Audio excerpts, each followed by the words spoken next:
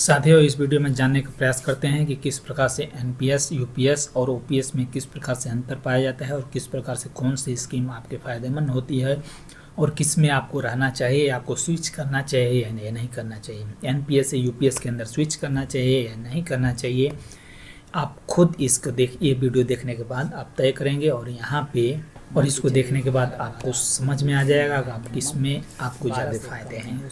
वहीं पे साथियों चलते हैं, ज़्यादा समय न गंवाते हुए डायरेक्ट हम मुद्दे के ऊपर चलते हैं। कंपैरेटिबल बाय यूपीएस, एनपीएस और ओपीएस में देखते हैं तो यहाँ पे जैसे आप सरकारी कर्मचारी हैं और सर्विस के अंदर दौरान हैं तो आपको यूपीएस और एनपीएस, ओपीएस तो पुराने वाले जो 2004 से पहले थे उनके लिए ओपीएस ओल्ड पेंशन स्कीम है, वहीं पे एनपीएस जो 2004 के बाद से शुरू हो गया वहाँ से उनके लिए एनपीएस हो गया, और वहीं पे यूपीएस जो 2024 में लागू हुआ, 2024 से 2025 में जो लागू हो रहा है, और एनपीएस और यूपीएस स्विच करने का आपको टाइम भी मिल रहा है तो इसके अंदर है, और ओपीएस पुराने वाले सर्विस लोगों के लिए है।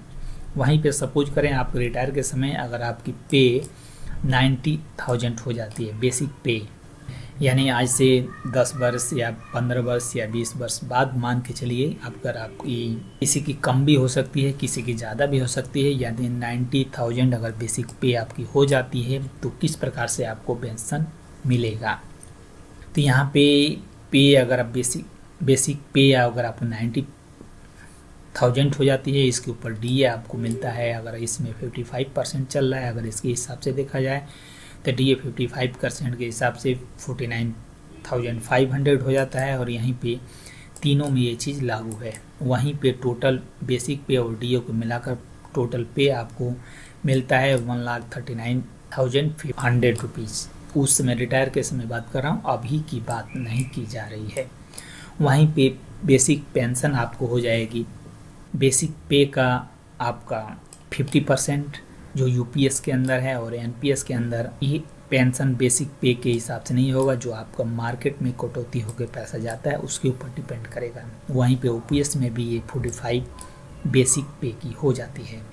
वहीं पे डीआर जो आपका डीए 55% मिलता है, वहीं पे पेंशन को डीआर मिलता है 55%। तो इस प्रकार से आपके पेंशन का 55% 24,750 रुपीज़ हो जाता है। वहीं पे एनपीएस के अंदर कोई आपका नहीं है, और यहाँ पे ओपीएस के अंदर भी यही सेम है। इस प्रकार से टोटल मंथली पेंशन आपका 69,750 रुपीज़ हो जाता है। वहीं पे एनपीएस के अंदर इसकी कोई गणना नहीं है, और यहाँ पे ओपीएस के अंदर भी 69,750 हो जाता है। अब यहाँ पे कम्यूटेशन आपको अमाउंट मिलता है, कम्यूटेशन लमसम अमाउंट या कम्यूटेशन। इसमें क्या मिलेगा, कम्यूटेशन जो ओल्ड पेंशन स्कीम में था उसके अंदर कम्यूटेशन मिलता था, जो 40% आप कम्यूट वैल्यू कर सकते थे पेंशन का। तो इस प्रकार से आपका 18 लाख रुपये कम्यूटेशन के वैल्यू हो जाते थे, और इस प्रकार से आपका कम्यूट वैल्यू माइनस करने के बाद आपका पेंशन बनता था। उसके बाद ये आपकी मंथली पेंशन बनती थी। वहीं पे यूपीएस के अंदर क्या है, जो आपकी बेसिक पेंशन मिलेगी उसका 10% मल्टीप्लाई 50, यानी 25 साल अगर आपने सर्विस की है, 25 से या उससे अधिक सर्विस की है तो मल्टीप्लाई 50 होगा, उस प्रकार से उसमें मिलेगा। अगर 25 साल से कम अगर आपने सर्विस की है तो वहाँ पे जैसे 24 साल की है तो 24 मल्टीप्लाई 2 यानी 48 से मल्टीप्लाई होगा, तो उस प्रकार से आपका लमसम अमाउंट इसके अंदर मिलेगा। उसके बाद आपकी पेंशन यहाँ पे 69,750 रुपीज़ आपको मिलती रहेगी। और वहीं पे एनपीएस में देखा था, ये एनपीएस ये टोटली मार्केट के ऊपर वेरिएबल है, और यहाँ पे सिर्फ 60% कर प्लस आपको लेने के बाद जो 40% आपका बचा रहेगा उसी के बेस के ऊपर आपकी पेंशन निर्धारित होगी। कॉर्पस अमाउंट बचा रहेगा, उसी के बेस के आधार पर ही आपकी पेंशन निर्धारित होगी, जो कम या ज़्यादा या उस समय के अनुसार ये हो सकता है जो भी। वहीं पे फैमिली पेंशन की बात की जाए तो यहाँ पे यूपीएस के अंदर फैमिली पेंशन है, एनपीएस के अंदर आप किस प्लान से आप ले रहे हैं उसके ऊपर निर्भर करेगा, और ओपीएस के अंदर भी आपका फैमिली पेंशन है। तो वहीं पे यूपीएस के अंदर भी फैमिली पेंशन जो 60% आपका जो बेसिक पेंशन बनेगा उसका 60% के हिसाब से यहाँ पे 27,000 हो जाता है, और उसके ऊपर डीआर भी मिलेगा। इस प्रकार से 41,850 रुपीज़ की बेसिक पेंशन मिलेगी। और वहीं पे ओपीएस के लिए भी 41,850 रुपीज़ की पेंशन मिलती है। वहीं पे एम्प्लाई का इसके अंदर कंट्रीब्यूटर क्या है, एम्प्लाई का कंट्रीब्यूशन कितना है, तो आपको 10% of basic pension plus D का यानी फुल पे का 10% आपको इसमें हर महीने कंट्रीब्यूट करना पड़ेगा। और वहीं पे एनपीएस में भी 10% आपको कंट्रीब्यूट करना पड़ेगा फुल पेंशन का। और यहाँ पे ओपीएस में कोई भी एम्प्लॉय का कंट्रीब्यूशन नहीं था। वहीं पे एम्प्लॉयर का कंट्रीब्यूशन भी 10% यूपीएस के अंदर 10% प्लस बेसिक पे है। वहीं पे एनपीएस के अंदर 14% प्लस 14% ऑफ आपके बेस पे के ऊपर है। और यहीं पे ओपीएस के अंदर भी इसका भी कोई गणना नहीं था। वहीं पे जो पेंशन जो बढ़ोतरी होती है जो 80% जो 80 ईयर्स एज होने के बाद यहाँ पे, तो इसके अंदर यहीं पे ओल्ड पेंशन स्कीम में था ये 80% आपकी पेंशन बढ़ोतरी हो जाएगी। अगर आप फैमिली पेंशन आप खुद पेंशन ले लेते आपकी पेंशन 83,000 हो जाती है। अगर आप फैमिली पेंशन रहें तो आपकी पेंशन 20% बढ़ोतरी होगा 50,000 इतना हो जाती है।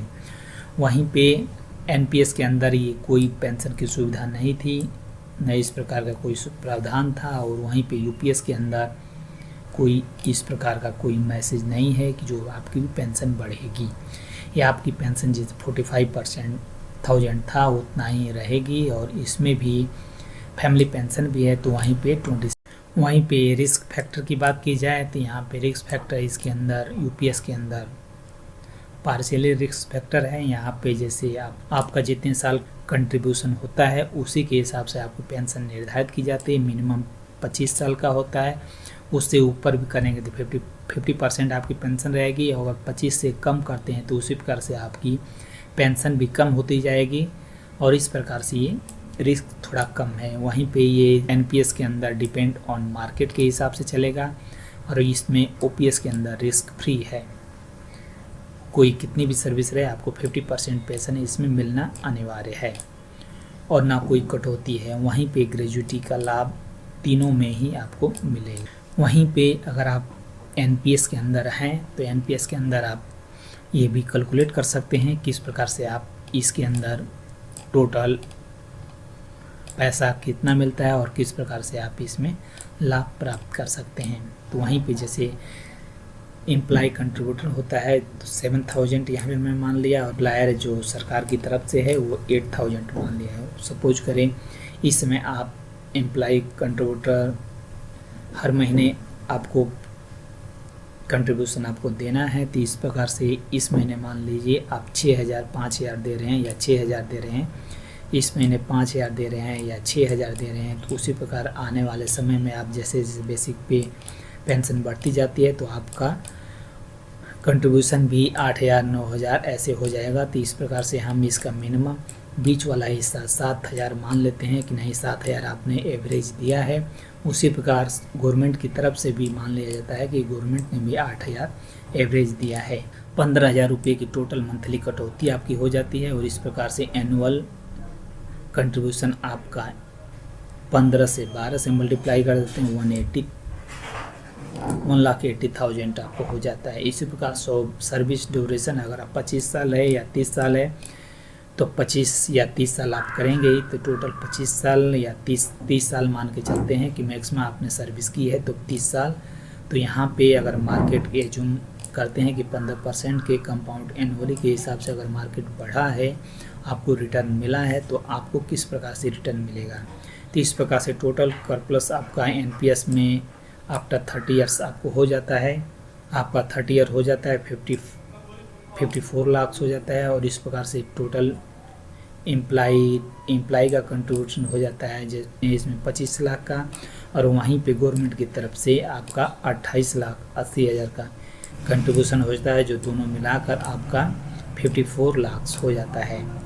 वहीं पे 15% अगर रिटर्न मान के चलते हैं तो आपको जो 54 लाख जो था उसका 54 लाख था उसका आपका 1,86,12,274 रुपये होता है। अगर मान लेंगे मिनिमम 10% पे उसको पे चलते हैं तब भी 3,12,12,00,000 इतना हो जाता है। यानी आप मान के चले 11-12 आपको मिलना ही मिलना है मिनिमम, 12 से कम नहीं हो सकता है। 10 भी हो जाए तब भी 3 करोड़ का आपका कॉर्पस बन जाता है। इस प्रकार से आप इसमें सपोज करें अगर 75 रुपीज़ आपका हो जाता है, यानी सपोज आप करिए कि मान के चलिए 5 करोड़ रुपए का अगर आप कॉर्पस हो जाता है मार्केट के रेट के हिसाब से, तो इस प्रकार से लमसम अमाउंट आपको 60% यानी 3 करोड़ रुपये आपको मिल जाएगा। और वहीं पे एनुटी परचेज में जो आपकी पेंशन के लिए बनेगी वो 2 लाख रुपये का आपका एनुटी परचेज में आ जाएगा। इसके हिसाब से आपको पेंशन तय होगी और ये आपको बाय हैंड आपको मिल जाएगा।